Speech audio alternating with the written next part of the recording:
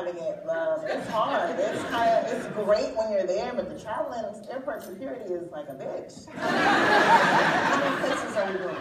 I'm 10 cities. So after this, I'm in DC and then New York again. So I have 2 more legs to go. Has the weather been any kind of? The weather's been horrible. Wow. So yeah, I chose the wrong, as we discussed earlier, I chose the wrong month. Next time do May. Hopefully I'll try to squeeze that in.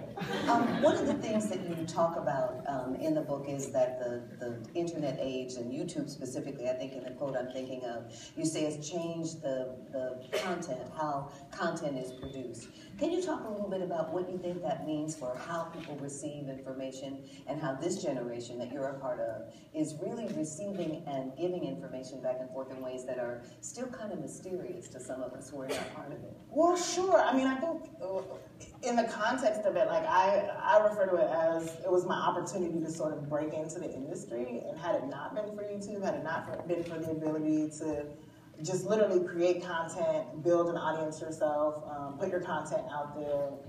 I wouldn't have been able to get mainstream media's attention. And I tried traditionally. I tried to do the spec scripts. I tried the who you know route. I tried to build something from the ground up outside of the internet. And I was constantly told that there wasn't an audience. I was constantly told that no one wanted to see the kind of the work that I was producing, and it became frustrating. And so, I mean, YouTube just allowed me to prove them wrong in that sense, because I was just creating content and an audience was responding.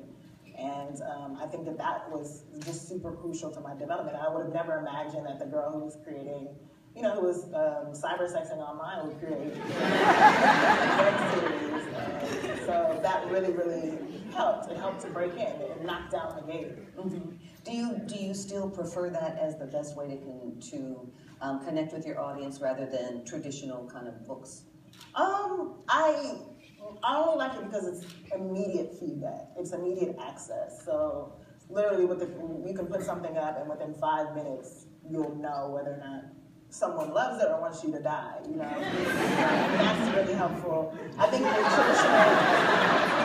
with traditional media, this is definitely more satisfying at the end. There is especially with this book, while I was doing it, it was challenging for me. It was a new medium for me. And I just felt like I felt more insecure about it, and oddly enough, but to know that people are reading it and relating to it, it kind of feels like, when I put out that first episode of Aqua Black Girl, and that same kind of feeling resonates. So, I mean, I can go either way. I think I like to do both simultaneously because I'm impatient, but it's definitely been a positive reaction so far. Do you have an idea about whether or not the people that are coming out, like here, to come and see you are the same demographic that are following you in the other forms that you're working in? I think so. I hope so. I hope that they can still, the audience that appreciated Aqua Black Girl, or even some of the other works that I've done, can still appreciate this book. It's definitely more specific in terms of my own experience, but I still think that there's a universal element of awkwardness, in that it's my awkward origin story. You were talking about doing movie scripts and spec scripts and all of that. Are you still planning to do more film? I would love to.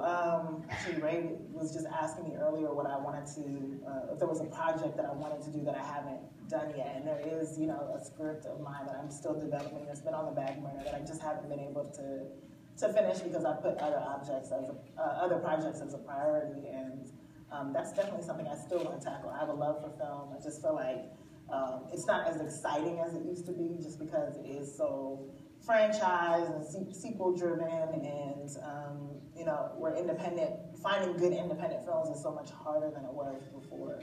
So I'm definitely more enthralled by television at the moment, but I still would love to make a film.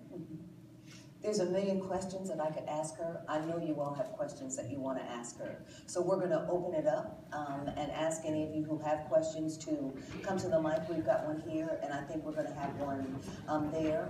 I ask you to keep a couple of things in mind. One, this is supposed to be a question. So we know that there's a lot of other stuff you want to say, but try to keep it to a question. And we'll try to go, let's see, I think we've only got the mic at this side right now, so we'll start over here. Okay.